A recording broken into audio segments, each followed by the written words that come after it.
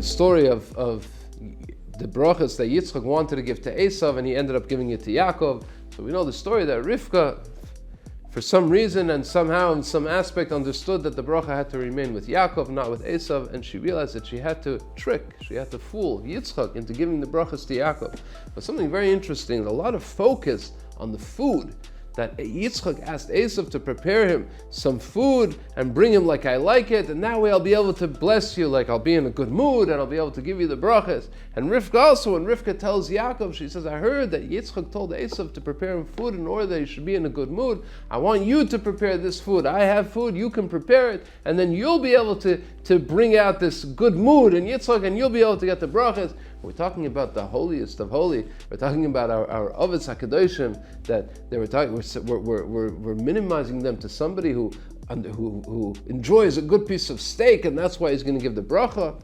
Later on, it says that who was this one, when Yitzchak realized that he gave the bracha to Yaakov, he said, who was the one that brought me Mikoil, that brought me this great food? And the Medrash goes on and says, this is from the food that was created, the 6 days of creation. It's from the food that's going to be La'asad Lavai. Unbelievable, tasty food that he brought me. Who was this?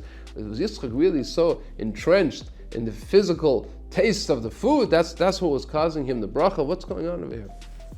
Rav Shimon Schwab in Maim Beis Sheva gives a very beautiful explanation. He says every time a person does a mitzvah, he invests the kedusha of the mitzvah goes into what he's doing, and it can be felt by holy people, by great people, can feel and can sense the kedusha that goes into the mitzvah. We know that Esav, HaRasha, despite that he was such a big Rasha, and he was light years away from the kedusha of Yaakov, but in one mitzvah he excelled. In the mitzvah of Kibud Avaim, he was the best. And in the Gemara it says that the Chazal, the Chachmei Talmud, they say that we would never able to reach the level that Esav HaRasha was able to reach when he performed this mitzvah of Kibud Avaim, of honoring his parents. So when he honored Esav, when he honored Yitzchak, when Esav did something for his father Yitzchak, he actually invested tremendous kedusha into whatever he was doing, and Yitzchak was able to sense that.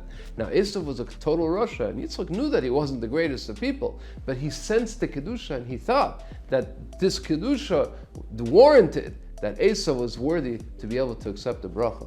And Rivka realized that this is what was going through Yitzchak's mind when he decided to bless Yaakov, to bless Esav.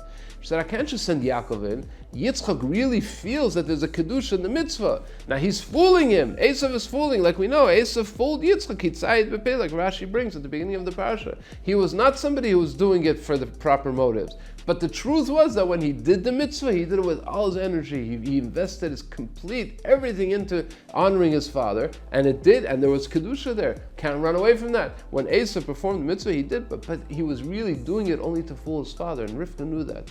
Therefore, she told Yaakov, you also have to perform the mitzvah of Kibud Avaim. We need the kedusha of this mitzvah in the way that you'll do it. And then Yitzchak will be able to sense this kedusha, and he'll bless you instead of blessing Esav. But when Yaakov stands in front of Yitzchak, and he brings him the food, and he says, who are you? And he says, Ani Esav b'charecha, so Anochi Esav b'charecha, yeah, I am Esav. And what he meant to say, says Rav Shmuel, was that I was also able to invest the kedusha of this mitzvah. I worked so hard to do the mitzvah in its purity, in its purest form, and then all the kedusha of Yaakov with the mitzvah of Kibud Avaim and all the other kedusha that he really had within him, way more than Esav, went into the food, and that's when Yitzchak was able to sense that whoever this was who was standing in front of him is really the one that's worthy of the brachas, and that's how it turned out. The hashgacha was that Yaakov should receive the brachas and not Esav. All those brachas that Yitzchak gave have to remain only in Klal Yisrael. Nothing should be able to be. The blessing should not be able to be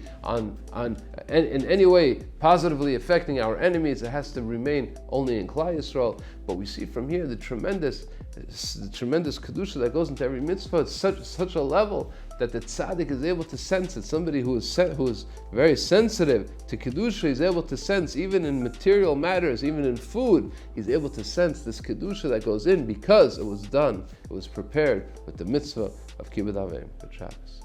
Please don't forget to subscribe. You'll get the video every week by subscribing. Put a like. Thank you very much. Good Shabbos.